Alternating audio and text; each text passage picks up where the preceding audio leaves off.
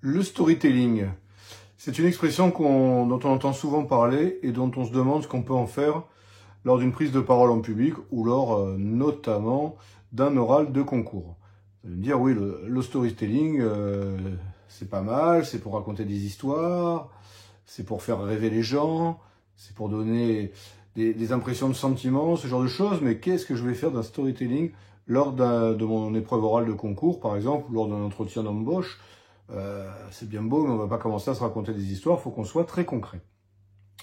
Alors, avant de vous expliquer comment utiliser le storytelling dans ce genre d'exercice, je vais déjà commencer par me présenter, parce qu'il y en a qui ne me connaissent pas, je suis sûr encore. Donc je m'appelle Stéphane Murassiol, directeur des ressources humaines dans la fonction publique depuis 23 ans, et également formateur depuis un petit peu plus de temps même. Je prépare des gens à des concours, à des oraux, à des écrits de concours de la fonction publique. Je fais des formations en management, des bilans de compétences, enfin plein de choses. Et je fais aussi quelques vidéos YouTube de temps en temps et de fait des formations sur Internet. Donc voilà, ça c'était la présentation. Maintenant, je vais vous présenter le storytelling. Donc vous voyez, j'ai fait un peu de storytelling quand même. Le storytelling, c'est l'art de raconter des histoires en fait, hein, tout simplement. Donc effectivement, on peut s'interroger sur le fait de l'utiliser lors d'une épreuve d'oral de concours ou lors d'un entretien d'embauche. Et pourtant, c'est essentiel.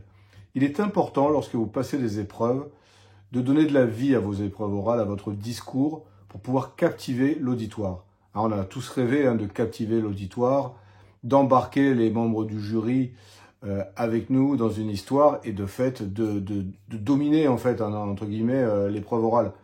Et ça c'est important parce que là c'est nous qui avons la main lorsqu'on fait du storytelling, lorsqu'on raconte une belle histoire à nos interlocuteurs. Alors le storytelling, c'est apporter de l'émotion également, c'est important. Alors, on ne va pas rentrer dans de la poésie ou dans des descriptions importantes de paysages, de je ne sais quoi, de personnages, etc. Bien évidemment, parce qu'on est quand même dans une épreuve administrative. Mais néanmoins, ça peut être important et je pense qu'il y a 3 étapes à utiliser. Je vous dis je pense, mais en fait, j'en suis certain, donc c'est encore mieux. Il y a 3 étapes à utiliser pour avoir un bon storytelling et pour répondre parfaitement aux questions. C'est ce que j'expliquais encore hier soir, parce que là je tourne, c'est le matin très très tôt, hein. Il est 7 heures à l'heure où je vous parle. Donc hier soir, lorsque je faisais passer un oral à une personne que j'entraînais dans le cadre d'un coaching, je lui ai exactement expliqué ça, et ça m'a donné l'idée de tourner cette vidéo d'ailleurs. Donc je vais vous donner les 3 étapes. Quand on vous pose une question, il faut toujours situer le contexte. Voilà. Qu'est-ce que vous pensez je sais pas moi, du télétravail? Qu'est-ce que vous pensez des retraites, etc. Situez le contexte. Ne commencez pas à dire oui, moi je suis plutôt favorable parce que, ou je suis défavorable parce que. Non. Le télétravail s'est développé pendant la crise sanitaire. C'est devenu aujourd'hui une pratique professionnelle réelle. Mais effectivement, on peut voir qu'après s'être emballé fortement, beaucoup reculent. Les raisons pour lesquelles on s'est emballé, les raisons pour lesquelles on recule, vous voyez, vous avez situé le contexte, vous allez définir le problème. Donc je situe mon contexte de télétravail. Le problème c'est qu'il y a, je sais pas, du désengagement des personnes qui sont en télétravail, des gens qui se sentent moins concernés, ou alors à l'inverse, des gens qui se sentent isolés.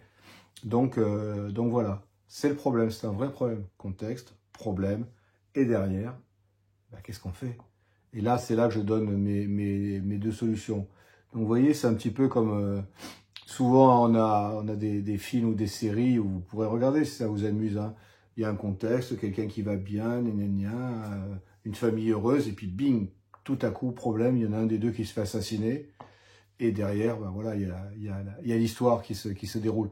C'est un peu pareil qu'il faut faire, ce qu'il faut faire pour l'utilisation du storytelling dans vos réponses de questions orales, pardon, vous voyez, il est vraiment bonheur, hein, dans les réponses de vos questions orales de concours ou encore une fois d'entretien de recrutement. L'idéal quand on fait du storytelling, c'est d'être assez précis, y compris lorsque vous allez raconter une expérience professionnelle ou répondre à une question. en utilisant un exemple qui vous est arrivé.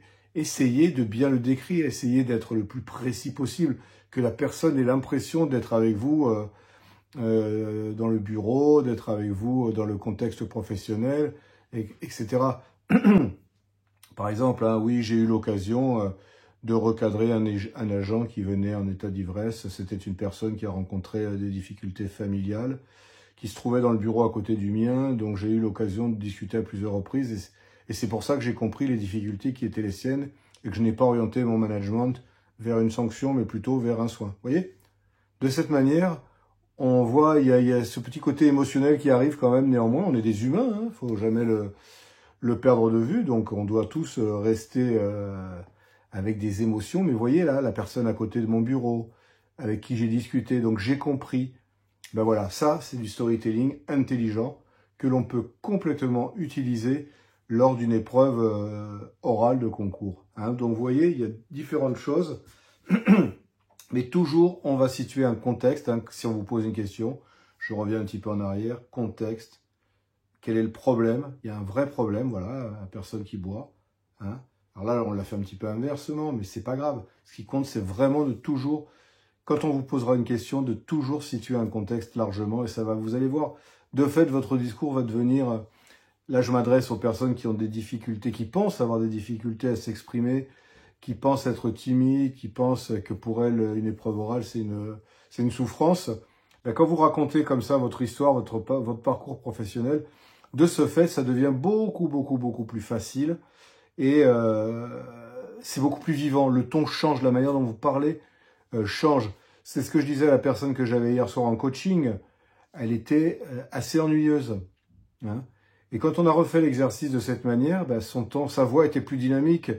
Elle me faisait un peu plus rêver, plutôt qu'avant où j'étais limite à scroller sur mon téléphone portable en l'écoutant. Hein. J'exagère, mais presque pas.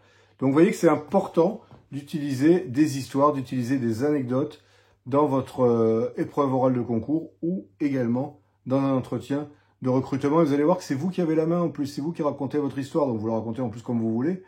Et vous pouvez la faire durer un petit peu. Alors, rentrez pas trop dans les détails de choses insignifiantes.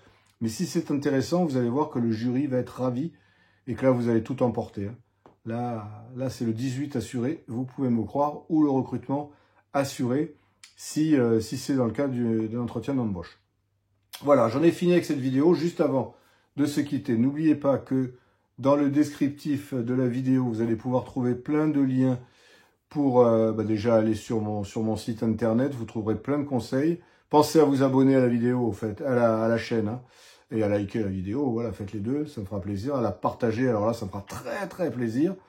Donc dans les commentaires, il y a plein de choses à aller voir, il y a des choses, il y a des guides gratuits pour l'oral, il est gratuit, donc téléchargez-le.